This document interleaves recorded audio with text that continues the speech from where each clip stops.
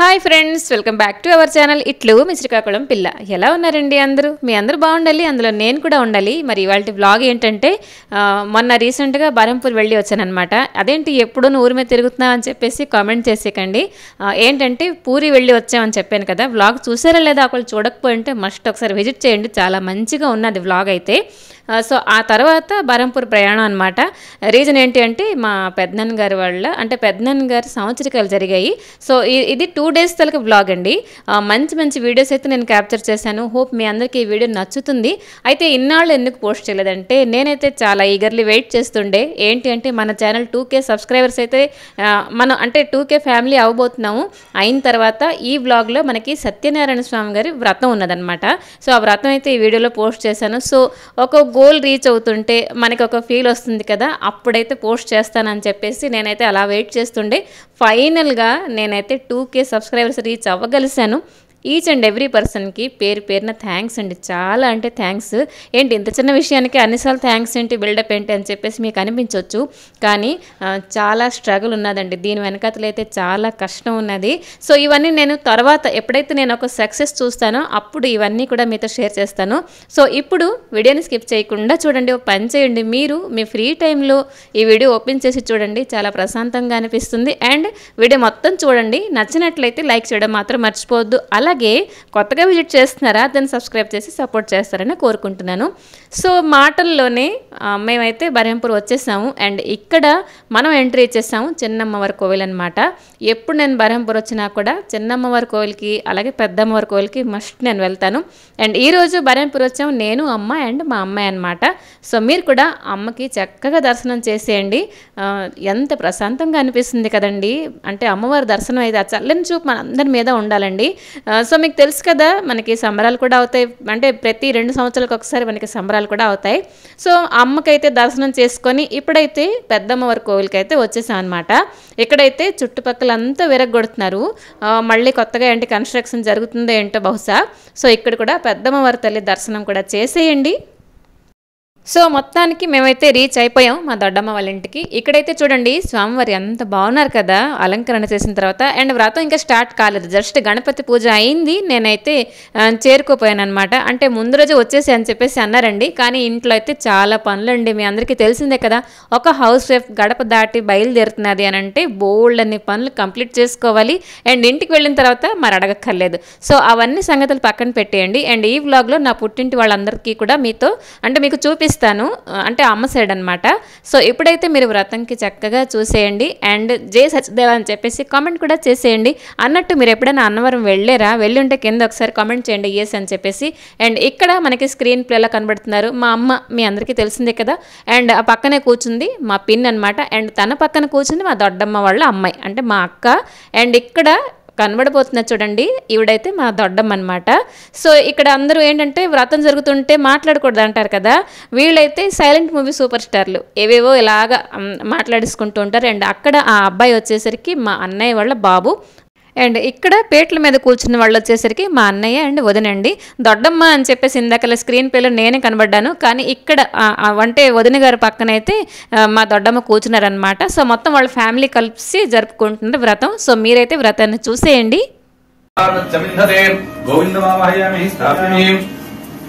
विष्णो ददातमसे विष्णो पृष्ठमसे विष्णो सप्त्रे विष्णो सूरसे विष्णो द्रवमसे वैष्णवमसे इष्टवेत्वा अच्युतानंद गोविन्दमावाहयामि स्थाप्यां पूजयामि वास्तोष्पदे प्रतिजानि यस्मान् वा वेसो न वीवो भवानः यत्वेमहे प्रतितन्नो ऋषस्वतन्नये दत्तुपदे चतुष्पदे वास्तु पुरुषमावाहयामि स्थाप्यां पूजयामि आकाशमावाहयामि स्थाप्यां पूजयामि ओम आदित्य नवग्रहम् आदित्यपदे ओम शान्ति शान्ति शान्तिः भद्रं कर्णे विष्णुयाम देवाः भद्रं पश्येमाक्षभृजत्राः श्रीरङ्गैर्दुवागमिष्यामि तन्मामवतु तद्भक्तारमवतु कोपनीलभिषेकञ्चेयन्ति तद्भक्तारमवतु अवतु माम् अवतु भक्तारम् ओम शान्ति शान्ति शान्तिः ओम सहना भवतु सहनया फलैर्या फलापुष्पा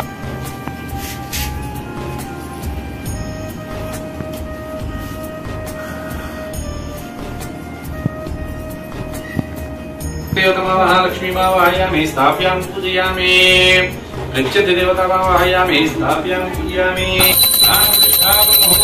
मुहूर्तोस्तु विడిచిపెట్టి నమస్కారం చేయండి పువ్వులు తులసి అక్షంతలు పెట్టుకోండి శ్రీధరాయనుభవం ఋషికేశాయనుభవం పద్మనాభాయనుభవం దామోదరాయనుభవం శంకరకృష్ణాయనుభవం వాసుదేవాయనుభవం ప్రద్యుమ్నాయనుభవం అనిరుద్ధాయనుభవం పురుషోత్తమాయనుభవం అదోక్షదాయనుభవం నారసింహాయనుభవం అచ్యుతాయనుభవం జనార్దనాయనుభవం ఉపేంద్రాయనుభవం అగరత్తులు పట్టుకోండి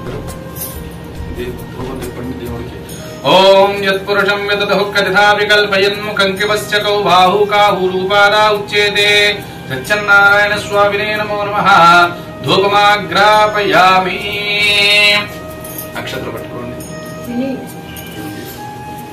నక్షత్రం మీరు పట్టుకోండి పెట్టుకోకూడదా మీరు అట్లా చేతులు అక్షతలు వేసేయండి నీళ్లు వేయండి ఈ చిన్న పల్లెల్లో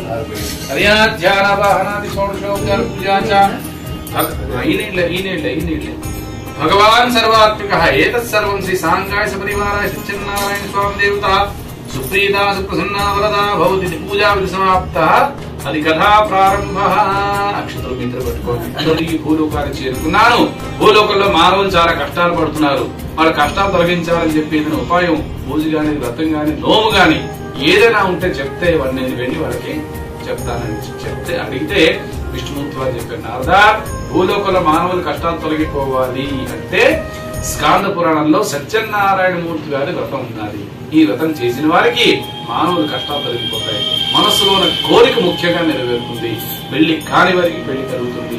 చదువు కాని వారికి చదువు కలుగుతుంది. సంతానం లేని వారికి సంతానం కలుగుతుంది. ముఖ్యంగా ఎవరు మనసులో ఏ మంచి కోరికతో వ్రతం చేస్తే ఆ కోరిక నెరవేరుతుందని చెప్పగానే నారద మహర్షి గారు ఈ వ్రతాన్ని ఎలా చేయాలి అని అడిగారు. విష్ణుమూర్తి వారు చెప్పారు, నారదా వ్రతాన్ని వైశాఖ మాసం, మాఘ మాసం, కార్తీక మాసం, ఆషాఢ మాసం జరిపించుకోవచ్చు. లేకపోతే ప్రతి మాసంలో వచ్చే ఏకాదశి, సంక్రాంతి, పౌర్ణమి, శనివారం నాడు చేసుకోవచ్చు. లేకపోతే ప్రతి ఇంట్లో శుభకార్యాలు, వివాహాలు, పుట్టినరోజులు, ఉపనయనం, గృహప్రవేశం, బారసాల, షష్ఠి పూర్తి, గృహప్రవేశం, పుట్టినరోజులు, అన్నప్రాసన, అక్షరాభ్యాసం, దరిద్రస్య భిక్షార్థం పరిటామ్యహం. నారద మహర్షి నాకు సంతానం, నా భార్య, నా పిల్లలు అందరి కుటుంబం అంతా ఉన్నారు. నాకు మరో మాట తెలియదు. నేను భిక్షెత్తుకుని బతుకుతున్నాను అని చెప్తే అప్పుడు నారద మహర్షి గారు చెప్పారు, ఓ భద్రు గారు మీకు నేను ఉపాయం చెప్తాను. సత్యనారాయణ మూర్తి వ్రతం మీరు ఆచరించుకోండి, మీ కష్టాలు పోతాయి అని చెప్తే బ్రాహ్మణుడు చాలా సంతోషించి అడిగాడు, అయ్యా ఈ వ్రతం ఎలా చేయాలి, ఎప్పుడు చేయాలని అడిగితే నారద మహర్షి గారు ఆ విష్ణుమూర్తి వారు నారద మహర్షి గారికి ఏ విధంగా చెప్పారో ఆ నారద మహర్షి గారు కూడా బ్రాహ్మణికి చెప్పారు. అదే విధంగా బ్రాహ్మణుడు వ్రతం గురించి తెలుసుకున్నాడు, చాలా సంతోషించాడు.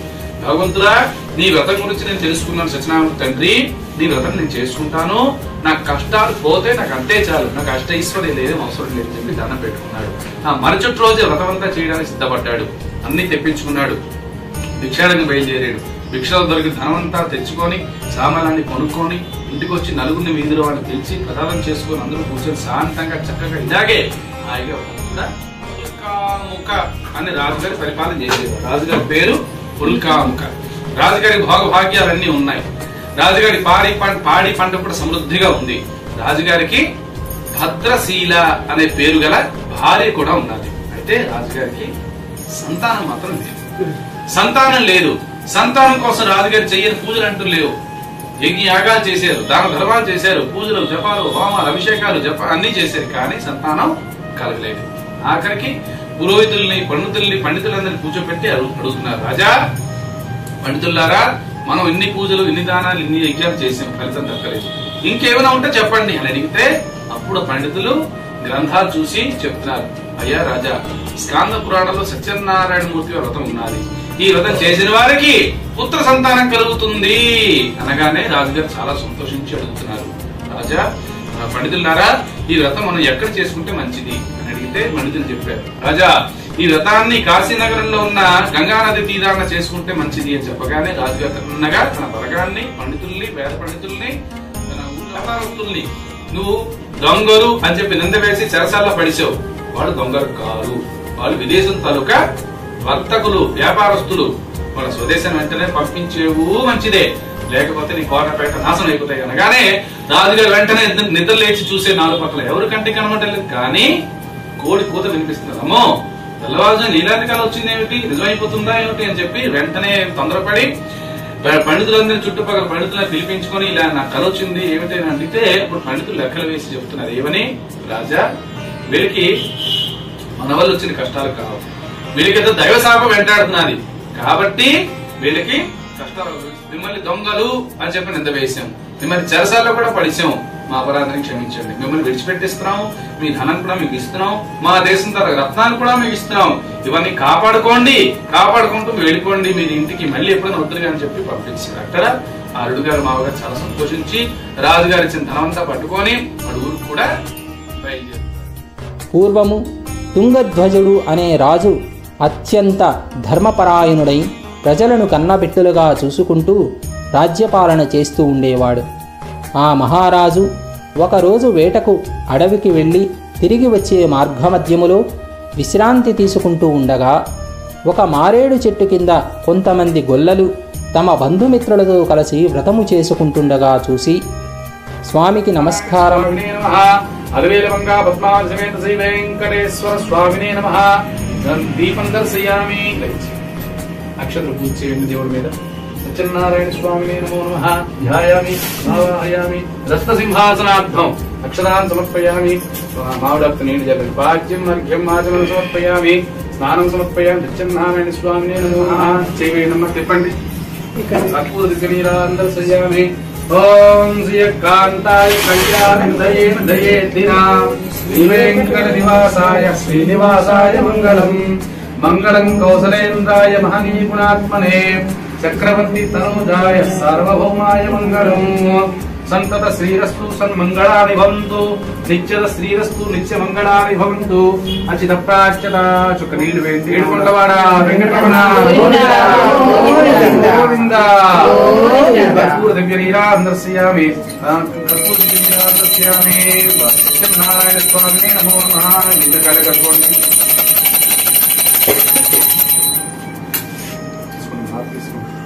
నిద్ర తీసుకొని అలా వెనకాలందరికీ హారతి ఇచ్చేయండి.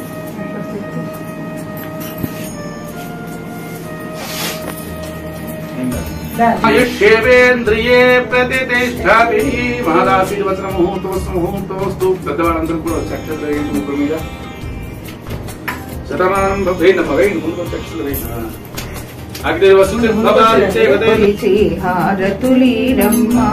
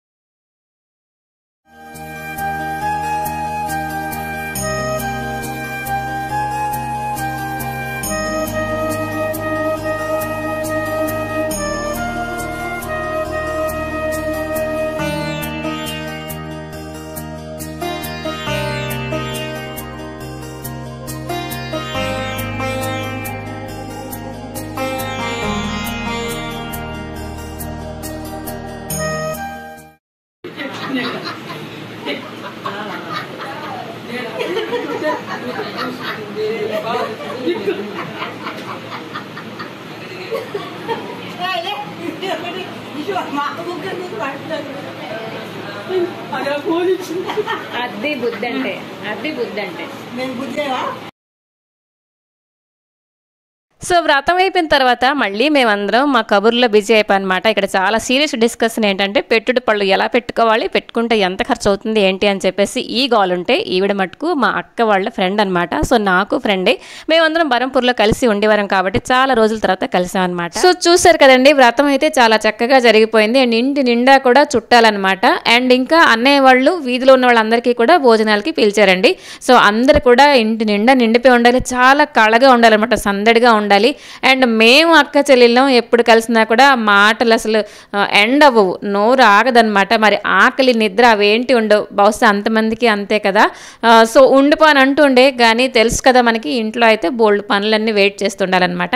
సో అక్కడి నుంచి నేను తిన్నగా అయితే ఇక్కడ పెద్ద బజార్ దగ్గర ఒక ఫేమస్ స్వీట్ స్టాల్కి వచ్చేసాను. పేరు వచ్చేసి బాలాజీ స్వీట్ స్టాల్ అండి. ఎంత ఫేమస్ అంటే మాకు ఇక్కడ తలక స్వీట్స్ అంటే చాలా పిచ్చండి. ఎప్పుడు నేను బరంపూర్ వెళ్ళినా కూడా ఇక్కడ మస్ట్ నేను కొంటూ ఉంటాను.